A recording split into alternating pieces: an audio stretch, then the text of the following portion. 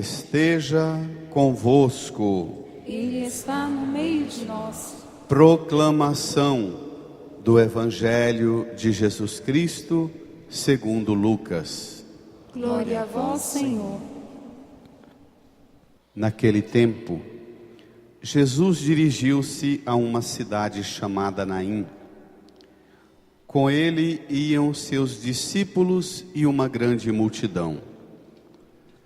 Quando chegou à porta da cidade, eis que levavam um defunto, filho único, e sua mãe era viúva. Grande multidão da cidade a acompanhava. Ao vê-la, o Senhor sentiu compaixão para com ela e lhe disse: não chore.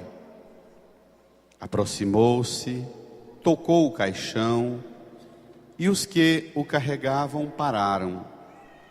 Então Jesus disse: jovem, eu te ordeno, levanta-te. O que estava morto sentou-se e começou a falar. E Jesus o entregou à sua mãe. Todos ficaram com muito medo e glorificavam a Deus, dizendo: um grande profeta apareceu entre nós, e Deus veio visitar o seu povo. E a notícia do fato espalhou-se pela Judéia inteira e por toda a redondeza. Palavra da salvação. Glória a vós, Senhor. Aleluia, aleluia, aleluia, aleluia, aleluia, aleluia. Sentados, nos recolhamos a um tempo de silêncio, também as crianças, e no íntimo do nosso coração, rezemos pedindo ao Espírito Santo que venha nos ajudar, iluminar nossa mente, dar-nos o dom do discernimento, para que compreendamos bem essa palavra que acabamos de ouvir. Amém. Queridas irmãs e irmãos, as leituras de hoje, e de modo muito particular o Evangelho, ajuda a gente a entender o sentido que a Igreja quer nos fazer viver nas celebrações de cada domingo ao longo do ano. Por que é que nós começamos o ano com o Natal, logo depois do Natal o batismo de Jesus, logo vem a Quaresma e a Páscoa. E depois passamos o resto do ano lendo a vida e os acontecimentos de Jesus com os apóstolos. É mais ou menos assim. Nós celebramos a Páscoa. Depois da Páscoa, a gente volta e olha tudo que está na Bíblia a partir da luz do ressuscitado. É a lanterna, é a luz da ressurreição de Jesus que nos faz entender a Bíblia.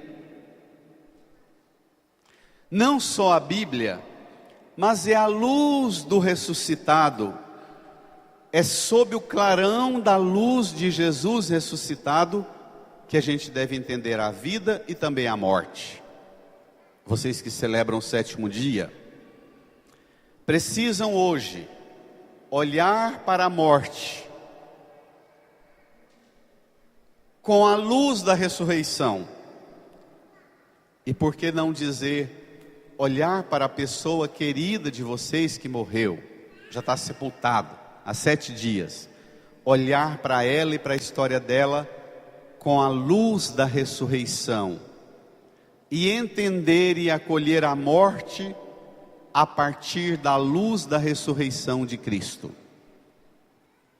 Se a gente tirar a ressurreição da Bíblia, a Bíblia vira um livro qualquer. Tem pouquíssima coisa falando da ressurreição,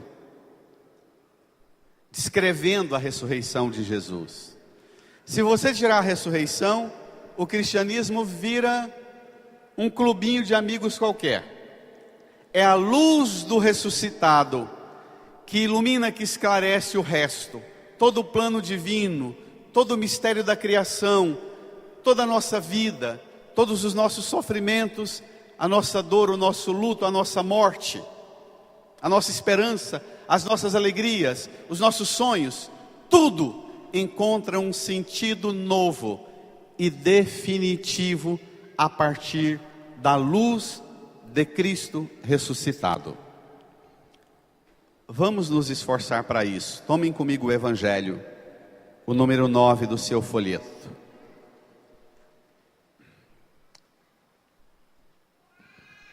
Vocês, pais e mães, às vezes têm muita dificuldade de ajudar a meninada a entender esse mistério da ressurreição. Esse texto é uma ótima fonte de catequese. Lucas capítulo 7, versículos 11 até o 17. Naquele tempo, Jesus dirigiu-se a uma cidade chamada Naim. Leia comigo, leiam. Com ele iam seus discípulos e uma grande multidão. Domingo passado nós vimos Jesus curar o filho, o escravo ou o empregado do oficial romano, que já estava à beira da morte. E a multidão junto. Hoje Jesus sai, vai para uma cidade chamada Naim e chega lá na cidade, com ele os discípulos e uma multidão. Chegando na porta da cidade, na sequência de domingo passado, hoje, nos próximos domingos, nós vemos Jesus com os apóstolos, com os discípulos, numa missão itinerante. Cada dia está num lugar, realizando os prodígios e os sinais, anunciando para o mundo, com gestos concretos, que chegou para nós uma novidade. A novidade, chegou para nós o reino de Deus. Quando ele chega na porta da cidade, está acontecendo uma coisa muito forte. Tomem comigo, versículo 12. Quando chegou à porta da cidade, eis que levavam um defunto, filho único, e sua mãe era viúva. Continua. Grande multidão da cidade a acompanhava. Era um evento que marcava muito a cidade. Parou a cidade. Era uma grande multidão que acompanha essa mulher. Considerando que Naim não era uma cidade muito grande, deveria ter lá no tempo de Jesus no máximo 350, 400 pessoas morando dentro da cidade. Era um povoado pequeno. As cidades eram construídas com uma muralha bem grande, uma ou duas portas principais por questão de segurança em tempos de guerra. Do lado de fora das cidades, por questões de higiene, o cemitério onde se sepultavam os mortos. Jesus chega na cidade e a cidade está parada. Um acontecimento que abalou a cidade inteira. Um defunto na porta da cidade, filho único, e a mãe desse menino era viúva. Tragédia maior impossível. No tempo de Jesus, os filhos eram propriedade do pai. A mulher também era propriedade do homem. Não havia aquela compreensão que nós temos hoje da nossa identidade, da nossa cidadania, da nossa emancipação, não. Uma mulher viúva com um filho único morto, sepultando a ele, lá no cemitério mesmo, qualquer um poderia chegar, pegar no braço dela e dizer: agora você me acompanha, que você vai ser escrava lá em casa. A mulher, se você pegar os textos do Antigo Testamento, descreve os filhos, a esposa ou as esposas, como patrimônio do homem. Abraão, Moisés, Isaac, Jacó, fala o tanto de jumento que eles tinham, o tanto de escravo, o tanto de terra, o tanto de vaca, de cabrito, não é? De carneiro, e mulher, e filhos, e escravos. Era uma lista de bens. Essa mulher, se o filho era de maior, o filho estava sobre... ela estaria sobre a tutela do filho. O filho morrendo, acabou. Era uma situação de vulnerabilidade humana, psicológica, emocional completa, total. Era o fim.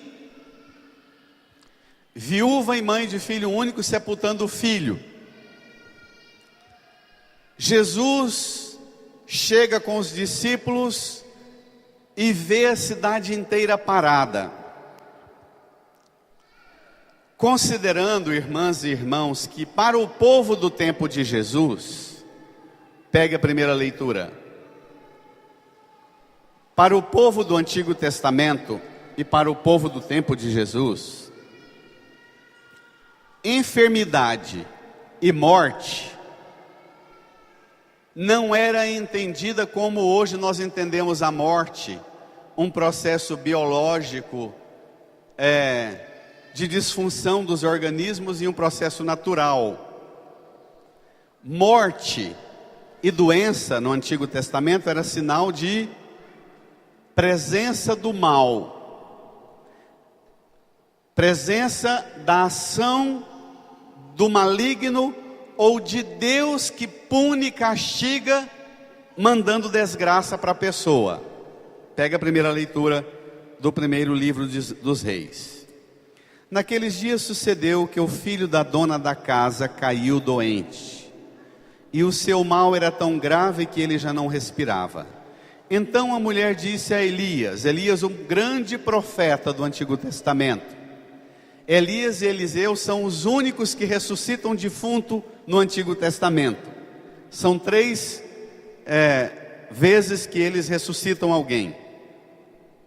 Elias estava hospedado na casa da mulher também, com serviço de pregação, como Jesus com os apóstolos, de lugar em lugar pregando a palavra de Deus.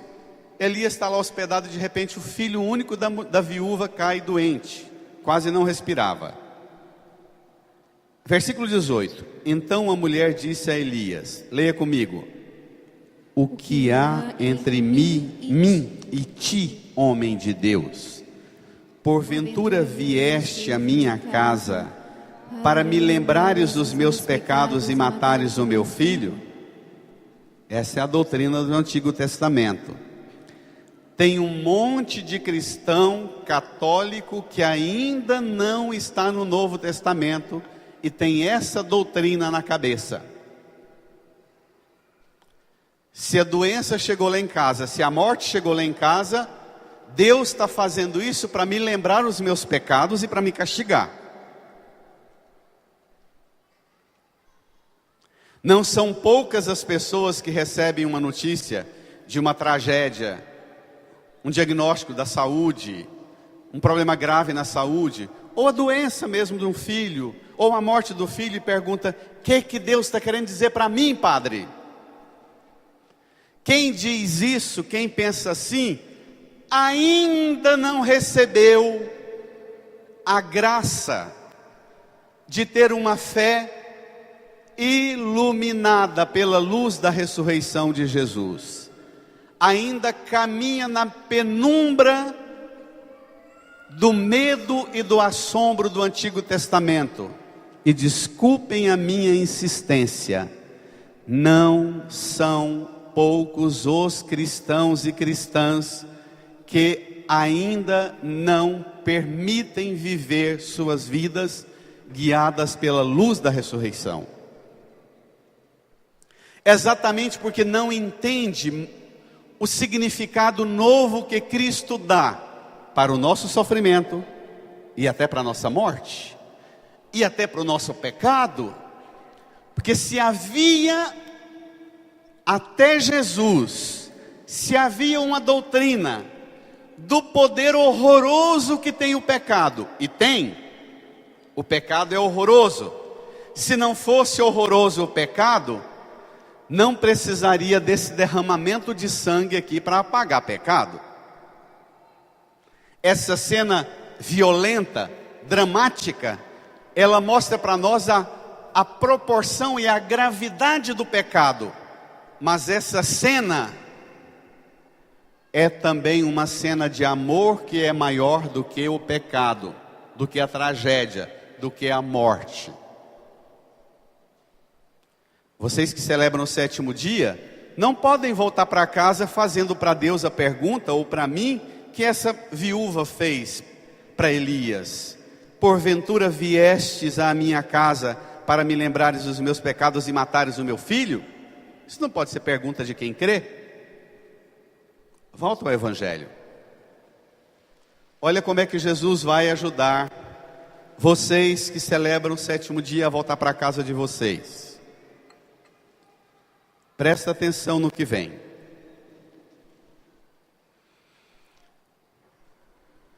Versículo 13. Jesus na porta da cidade, com um cortejo fúnebre,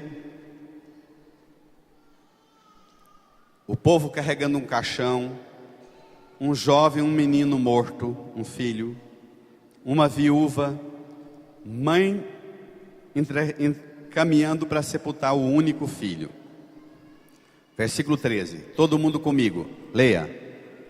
Ao vê-la, o sentiu compaixão para com ela e lhe disse: não chore. Repita comigo, de novo, versículo 13. Ao vê-la, o Senhor sentiu compaixão para com ela e lhe disse: não chore. O Senhor olha para vocês que celebram o 7º dia. O Senhor sente compaixão de vocês e diz a vocês: não chorem.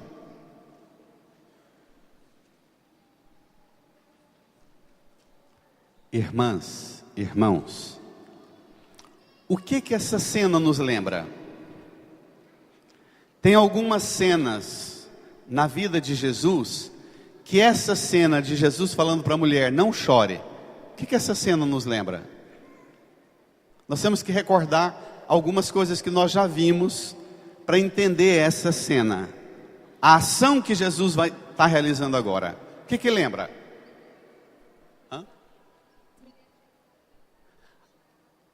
Jesus, no caminho do Calvário, levando a cruz, encontra as mulheres de Jerusalém, não é?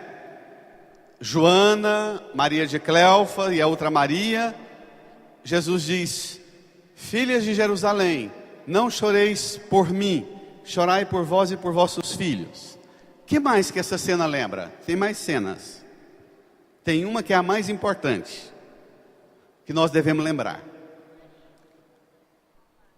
Nossa Senhora, lá no Calvário, vendo Jesus morrer, depois ele morto, recebe o seu filho. Nossa Senhora recebe o seu filho único. Os evangelhos não descrevem cadê São José nessa cena. Se supõe que São José já teria morrido, ainda mais novo, porque ele some da cena, senão é seguro que ele estaria lá, como bom judeu. Nossa Senhora recebendo Jesus e sepultando o seu filho único, não é? Outra coisa, a palavra que Jesus dirige à mulher, Jesus vê a mulher, sente compaixão e diz: não chore. O que essa palavra de Jesus para ela nos faz lembrar. É muito importante. Você tem que fazer um esforço para se lembrar, porque senão você escuta a palavra e a palavra não atinge sua mente, seu coração e a sua vida. O que é essa cena, essa palavra de Jesus para a mulher, não chore? Lembra mais alguma cena? Epa, por favor, me ajudem. É importante esse exercício. Que cena já nos marcou profundamente esse negócio de falar não chore? Eu estou vindo para perto do diácono e da mulher dele para ver se... e dos filhos deles. Jesus chora no Getsemane, olhando para a cidade de Jerusalém. Quem ia falando aqui? O que mais que lembra? A morte de Lázaro. Jesus vai visitar Marta e Maria. Marta dá maior bronca em Jesus e fala: Senhor, por que o Senhor demorou tanto? Já faz 3 dias que meu irmão está morto. Jesus diz a ela: não chore. Onde o colocaste? Estamos chegando mais perto. Qual é outra cena que essa palavra de Jesus a essa viúva, não chore? Qual é outra cena importantíssima que nos lembra? É muito importante, sério. A cada domingo, quando nós escutamos o Evangelho, nós temos que fazer florescer de volta todos os grandes momentos e mistérios que nós já celebramos na fé. Essa cena, Jesus na porta da cidade, um defunto, uma mulher chorando, na porta da cidade, um defunto, uma mulher chorando, e alguém dizendo não chore. O que essa cena lembra? Hoje de manhã foi mais fácil. Sim? Vamos, me ajuda? Isso mesmo? Ela está misturando as coisas, mas é isso mesmo. Domingo de manhã, na madrugada do primeiro dia da semana, Maria Madalena e as outras mulheres foram bem de madrugada ao túmulo de Jesus, levando perfume para passar no túmulo. Chegando na porta do túmulo, a pedra tinha sido removida, retirada. Maria Madalena está em prantos, olha para dentro do túmulo e de repente alguém diz para ela: mulher, por que choras? Ela se volta, aí tem 2 relatos. O Evangelho de João, que conta que quando ela se volta, ela vê Jesus ressuscitado, não reconhece, pensa que Jesus era isso vocês sabem, o jardineiro. E Maria Madalena dá uma bronca em Jesus, falando: se foste tu que tiraste meu Senhor daqui, diz onde o colocaste, eu irei buscá-lo. Mas Lucas fala que Madalena, as mulheres viram 2 homens vestidos de branco, lembra disso? Disseram: não chorem, porque procurar entre os mortos aquele que vive? Não está aqui, ressuscitou como disse. Olha, presta atenção nessa cena. Jesus indo lá na porta de Naim, nesse velório e nesse cortejo fúnebre, dizer essas palavras a essa mãe e ressuscitar esse menino, Jesus está dando uma catequese para os discípulos e para nós, e nos preparando para que nós entendamos a sua morte e a sua ressurreição. Sabe por quê, minha gente?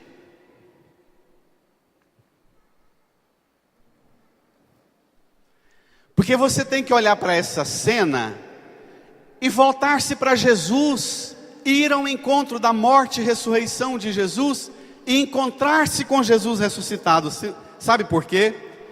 Porque senão você vai sair da igreja pensando que terá graça, de Deus entrar na sua vida, nas suas dores e no seu luto, e ressuscitar alguém que você perdeu, é coisa de privilégio para alguns poucos. A partir do dia que Jesus chegou na porta dessa cidade, viu essa mãe, chegou perto dela, sentiu compaixão, disse a ela: não chore. Versículo 14, leia comigo. E vocês que celebram o 7º dia, leiam comigo mais fortemente. Presta atenção no que vem. Leia. Aproximou-se, tocou o caixão, e os que o carregavam pararam. Então Jesus disse: jovem, eu te ordeno, levanta-te. Continua. O que estava morto sentou-se e começou a falar, e Jesus o entregou à sua mãe. Uma mãe que celebra hoje o 7º dia de um filho, pode dizer assim: padre, por que Jesus não foi lá, no velório do meu filho, não fez isso com o meu filho? A quantidade de jovens que estão morrendo no Brasil é uma coisa absurda. Hoje de manhã eu olhava para a igreja e reconhecia 8, 10 mães que em 2 anos que eu estou aqui tiveram filhos assassinados. Aqui tem uma.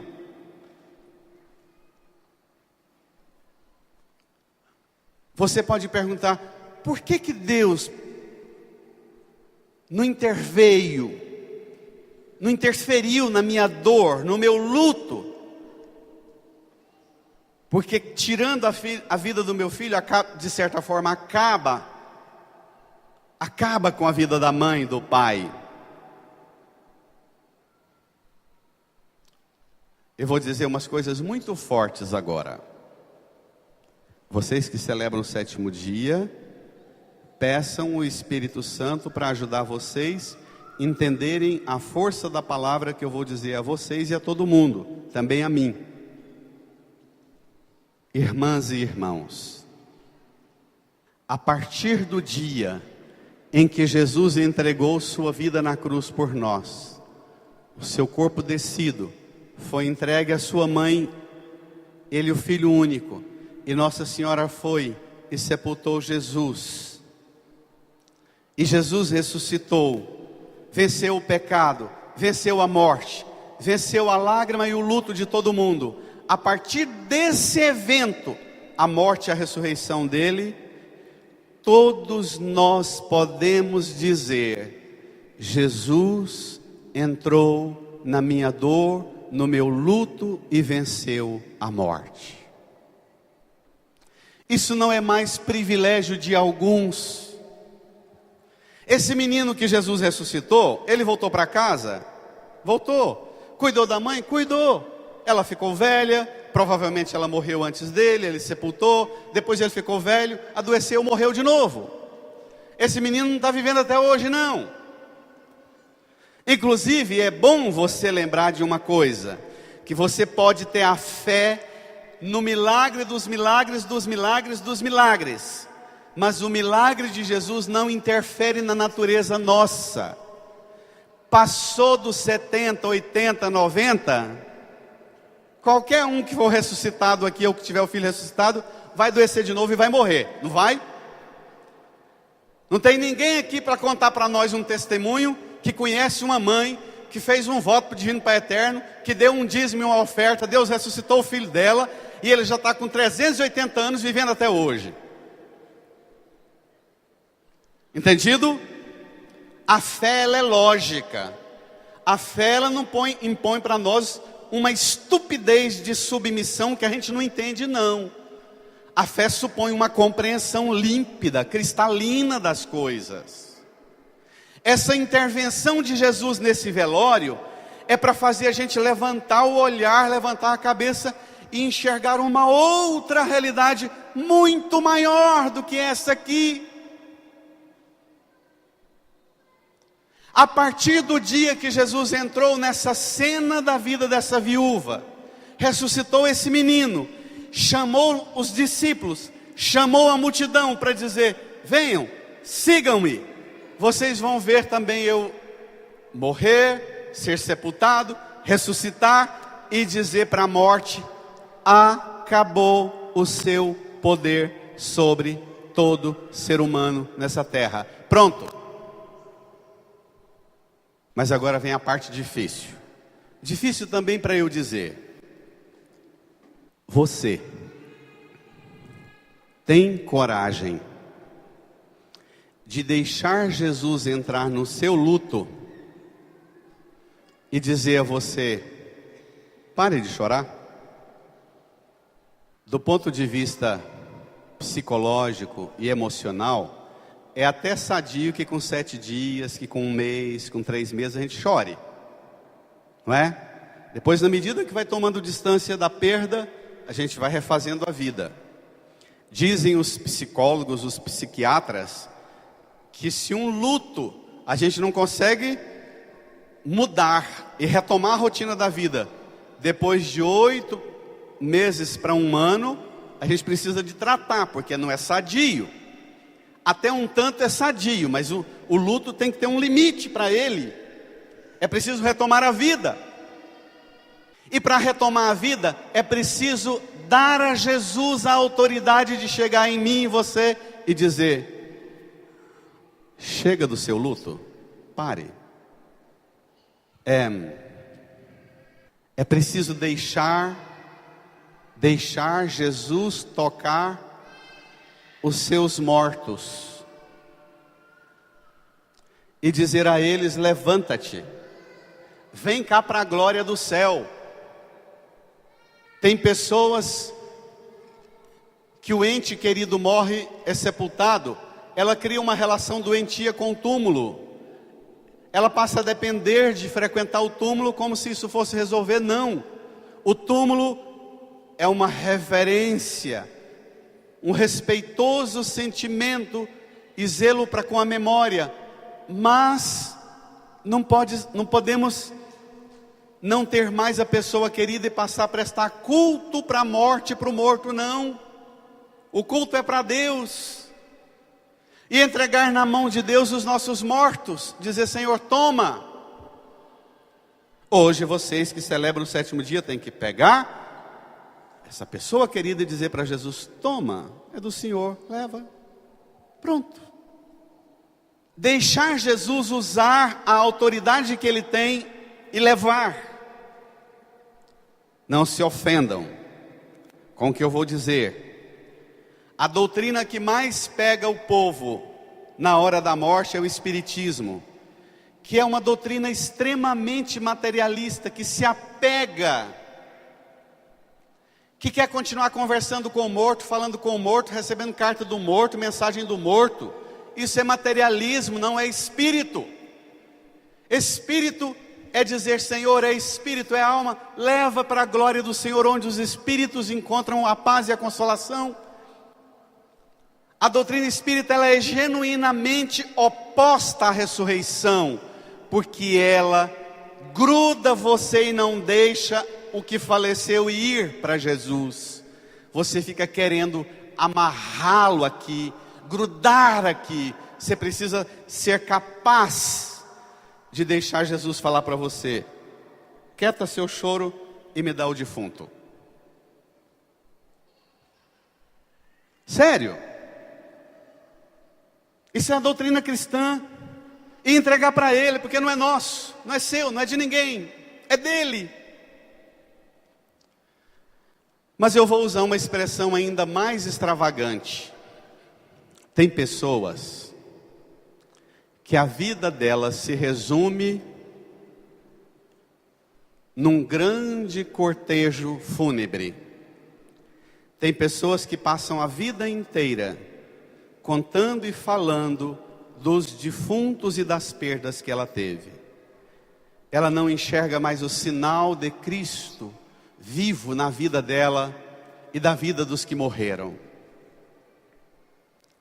Tem pessoas que põem sobre os ombros um caixão e põem nesse caixão as perdas que ela não é capaz de engolir e aceitar. E passa a carregar na sua vida as suas perdas e o seu luto, e quer que todo mundo pare a vida para ficar escutando ela contar a história dos lutos e das perdas dela. Ela não sabe fazer outra coisa. Hoje eu preguei isso de manhã.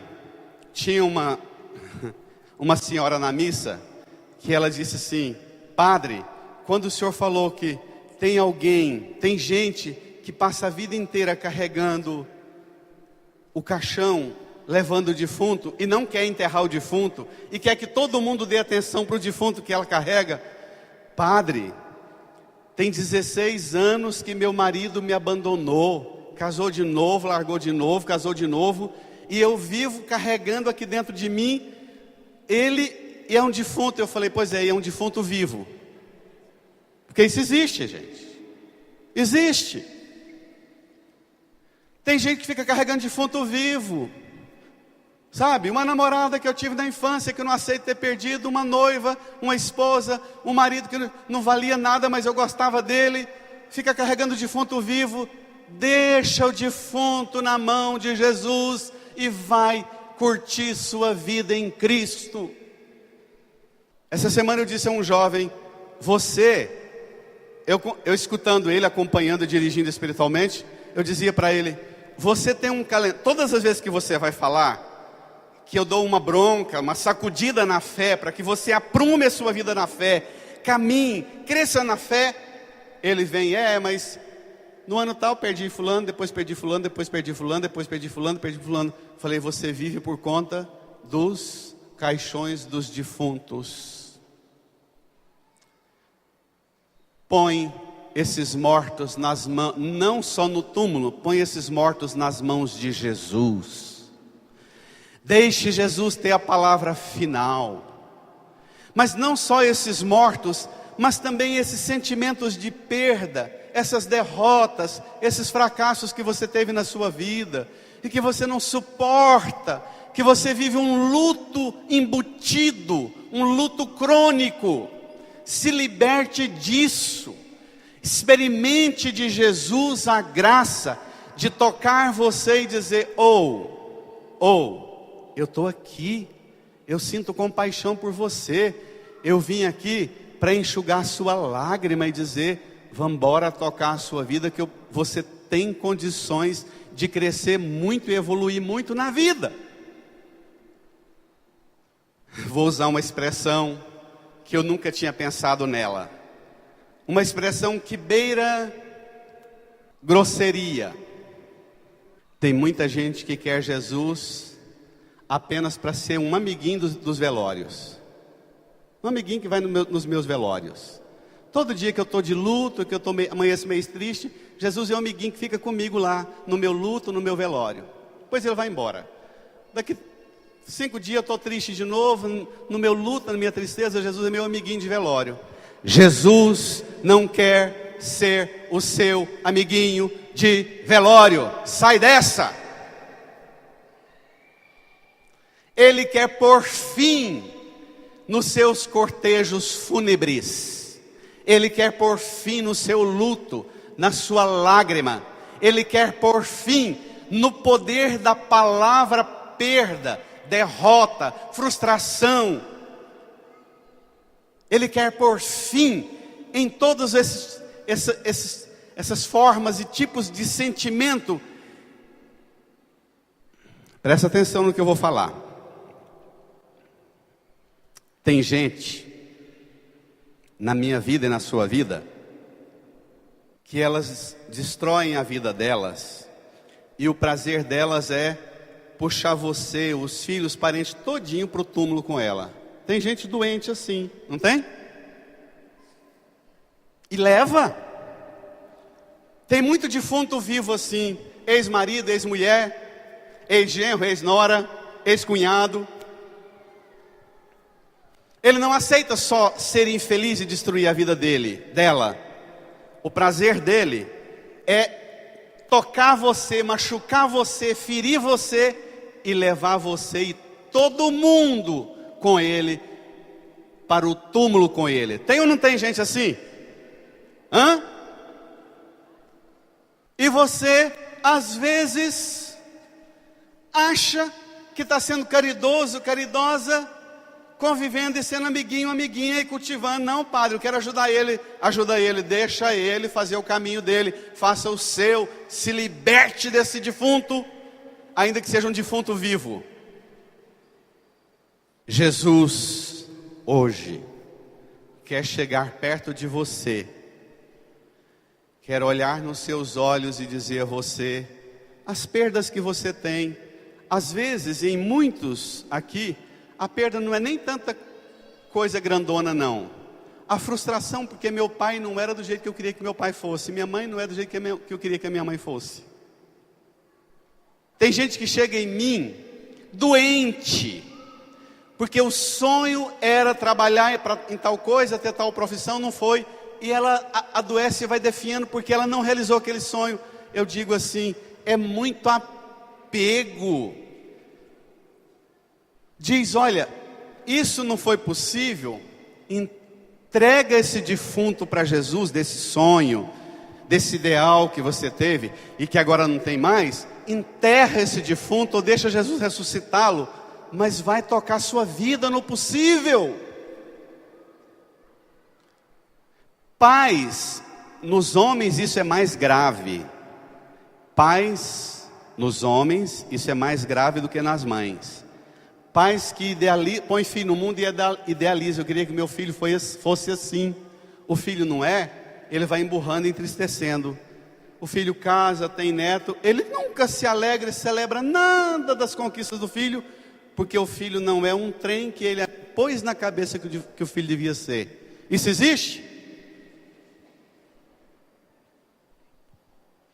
São todos defuntos e velórios que você hoje precisa dizer a Jesus: Jesus, chega perto de mim. Toma os caixões e os defuntos que eu carrego comigo. Aquelas pessoas queridas que morreram, Jesus, leva para a sua glória, que tenha no Senhor a alegria eterna. O dia que o Senhor me chamar, eu quero ir viver na sua glória com elas. Toma, Senhor, também a dor que eu sinto de perder, meu sofrimento, toma minha lágrima, toma meu luto, toma tudo, Jesus. Mas dá-me a graça de experimentar a vida nova que só o Senhor pode dar a mim e àqueles que morreram. Incline a sua cabeça. Talvez você nunca tenha pensado nisso. Incline a sua cabeça. Apresente a Jesus as suas dores, o seu luto, as suas lágrimas, os seus sofrimentos. Às vezes, você gosta de ficar contando as suas perdas, achando que se você parar de contar seu sofrimento e suas perdas, as pessoas não vão dar atenção para você, não vão te amar, não vão te escutar. E você só fica contando tragédia, perda, luto e dor, para tentar roubar um pouquinho de atenção dos outros. Pede a Jesus para libertar você da dependência que você tem das suas próprias dores, das suas perdas, da dependência que você tem dos seus traumas, do seu luto, do quanto a sua carência é grande, que não deixa você experimentar a cura que Jesus pode te dar.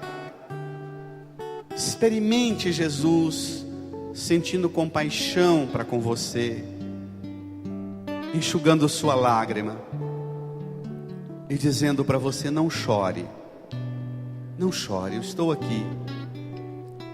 Me dê, põe nas minhas mãos tudo aquilo que para você morreu. Põe nas mãos dele as pessoas que você perdeu, os sonhos.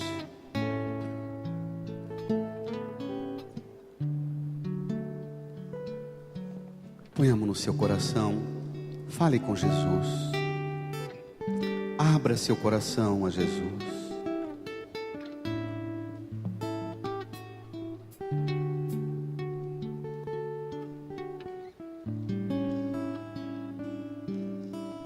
Deus está aqui neste momento.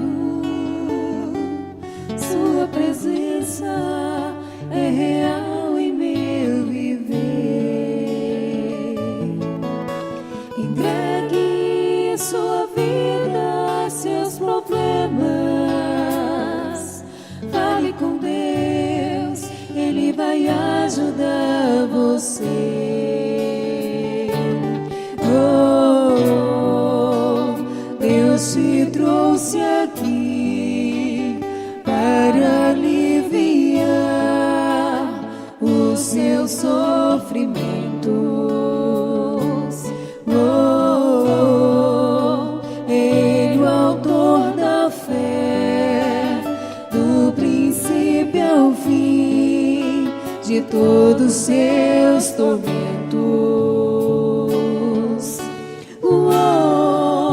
E ainda se vier noites traiçoeiras, se a cruz pesada for, Cristo estará contigo. E o mundo pode até fazer você chorar, mas Deus te quer sorrindo. E ainda se vier noites traiçoeiras, se a cruz pesada for, Cristo estará contigo. E o mundo pode até fazer você chorar, mas Deus te quer sorrindo. Seja qual for o seu problema, seja qual for o seu problema, fale com Deus. Fale com Deus, Ele vai ajudar você. Após a dor vem a alegria. Deus é amor, Mas Deus é amor e não te deixará sofrer.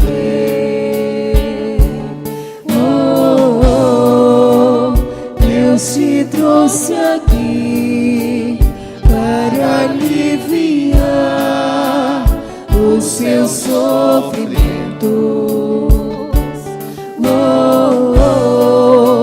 Ele, o autor da fé, do princípio ao fim de todos os seus tormentos.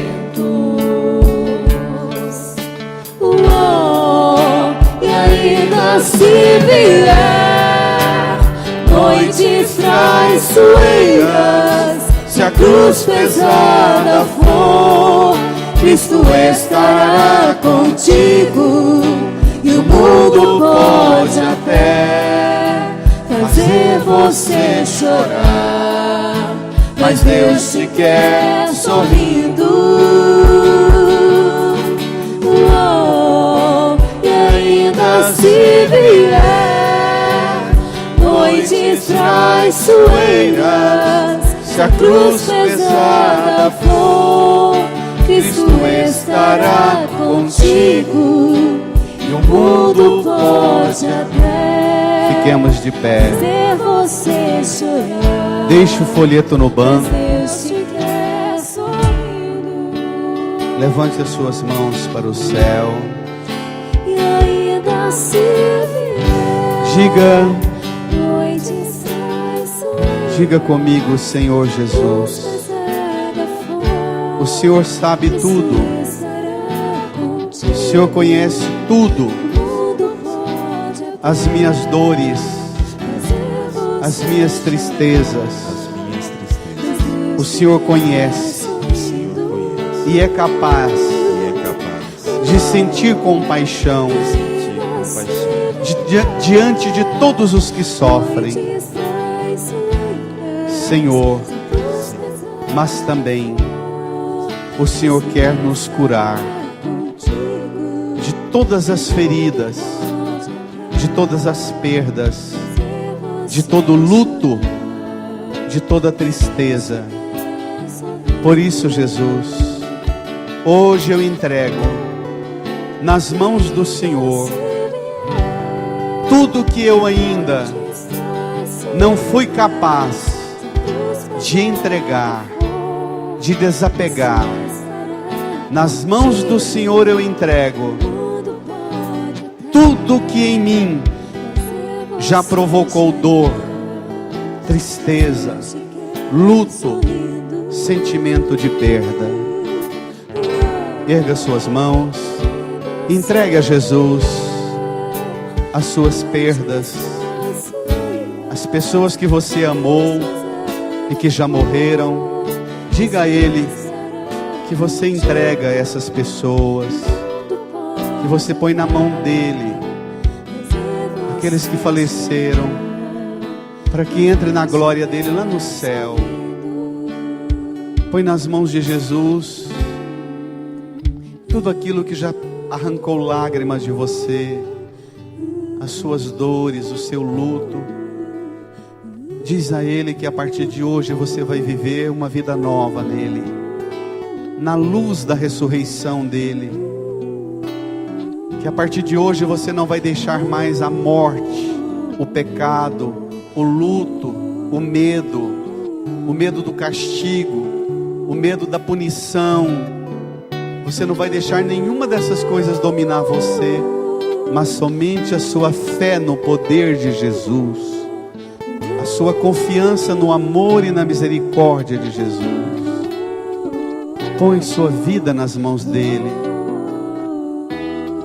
Os mais velhos, põe nas mãos de Jesus também os anos de sua vida que você perdeu, a sua juventude que você acha que perdeu, as suas esperanças que você acha que perdeu.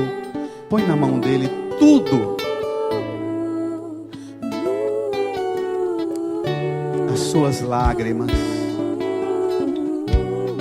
Diga comigo, Senhor Jesus, só o Senhor tem poder para vencer a dor que provoca as minhas lágrimas. Nas suas mãos eu me entrego. Eu sei que o Senhor olha para mim cheio de compaixão e me cura de toda dor, de todo luto, de toda tristeza. Obrigado, Jesus. Põe a mão no seu coração e faça a sua oração de agradecimento a Jesus. Agradeça a Jesus. Ele não é somente um amiguinho na sua dor, mas Ele é o que cura a sua dor, o seu luto. Agradeça a Jesus. Agradeça com certeza de que Ele dá a vida eterna para quem morreu, e vai dar essa vida eterna também para você. Agradeça.